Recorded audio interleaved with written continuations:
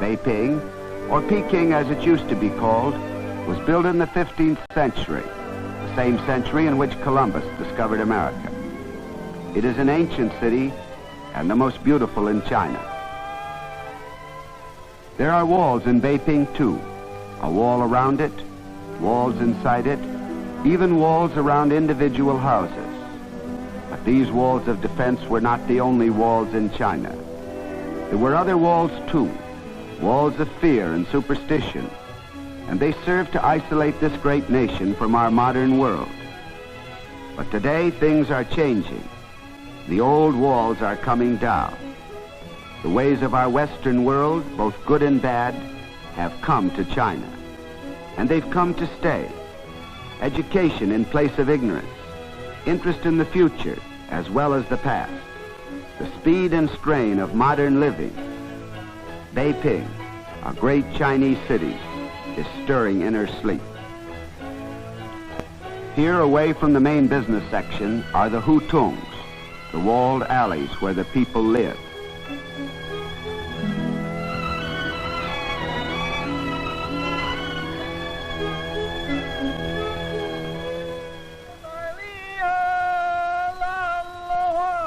Early in the morning, as the city comes to life, the street peddlers and hucksters begin the day's work.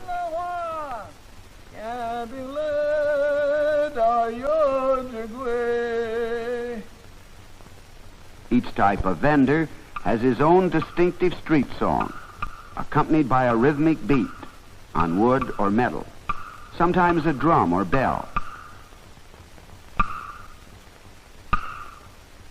From behind the walls, housewives and servants recognize the calls and come to buy.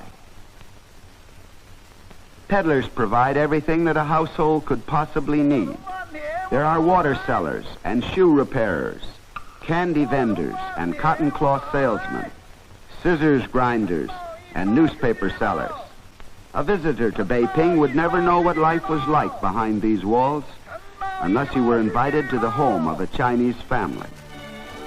Who would guess that behind this wall there was a lovely garden where children were at play?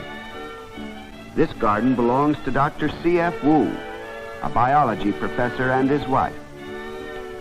Their only son, Didi, is his grandparents' pride and joy because he'll carry on the family name.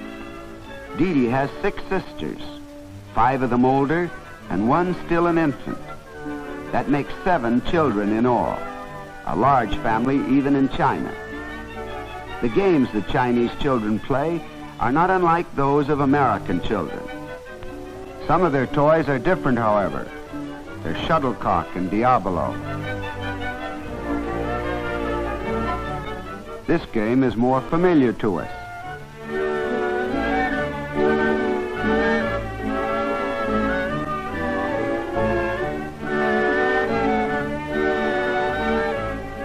But children in China go to school too, if they're lucky. In this family, the teacher is mother herself. The family food budget was so limited because of inflation that Dr. Wu decided that the only way the children could be kept healthy on their meager diet was to control their activities and conserve their energies. Since this could only be done by close supervision, Mrs. Wu decided to teach them herself.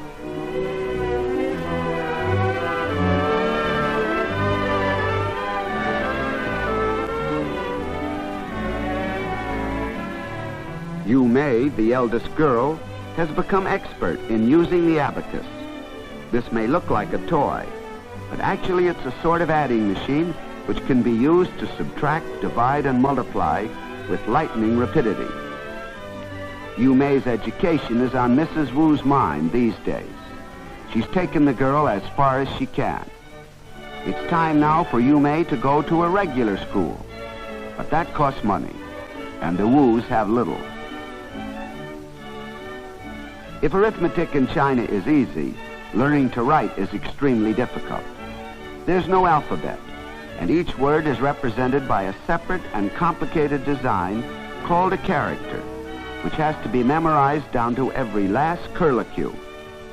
To read a Chinese newspaper, you have to know from 5 to 10,000 characters. A well-educated Chinese knows about 15,000. It's no wonder that scholars have always been the most respected people in China. In addition, children study other languages than their own. The most popular language is English.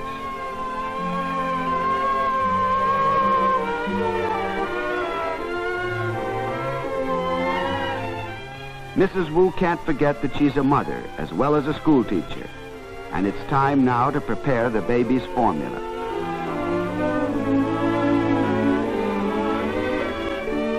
Yes, Mrs. Wu is a busy woman, and naturally she's grateful that she has a cooperative son. Dee Dee may be too young for school, but he's an old hand at being nursemaid. Even nursemaids like to have fun. And Dee Dee has just heard a street vendor singing a song that he recognizes immediately. It's the song of the Monkey Man, and it's music to his ears.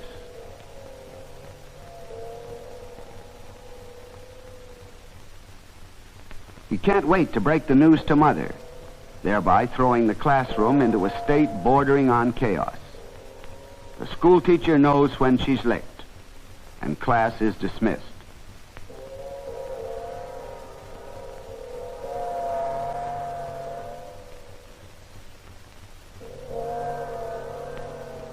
Monkeys are just as popular with the children of China as they are with children everywhere.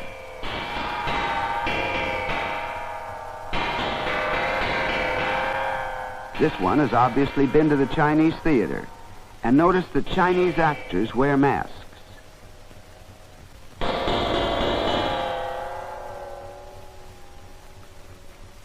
猴子儿孙大郎，打开西厢穿衣裳，穿上衣裳戴上帽，转上三枣耍一场。